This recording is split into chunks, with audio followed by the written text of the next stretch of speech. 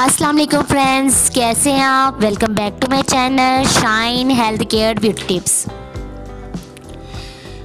सो friends, आज की इस वीडियो में मैं आप लोगों को बताऊंगी कि आप किस तरह से नक्सीर के फूटने को हमेशा के लिए बंद कर सकते हैं। नक्सीर का आना मरीज़ और इसकी फैमिली के लिए मुश्किलात का बायस होता है।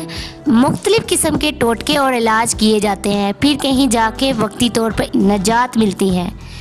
यहाँ मैं आपको एक देसी नुस्खा बताती हूँ जिस पर अमल करके आप नक्सीर से निजात हासिल कर सकते हैं। लेकिन वीडियो स्टार्ट करने से पहले मैं उन लोगों का शुक्रिया अदा करना चाहती हूँ जिन लोगों ने मेरे चैनल को सब्सक्राइब किया, लाइक किया और शेयर किया। Thank you.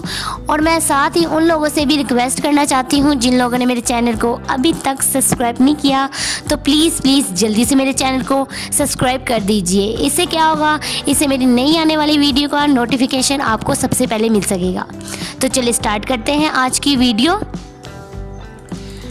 नंबर 1 पे जो आपने करना है, रात को नारियल का एक टुकड़ा लेकर मिट्टी के बर्तन में पानी में भिगो दें। सुबह इस नारियल को नहार मुंह पी लें और साथ पानी भी पी लें।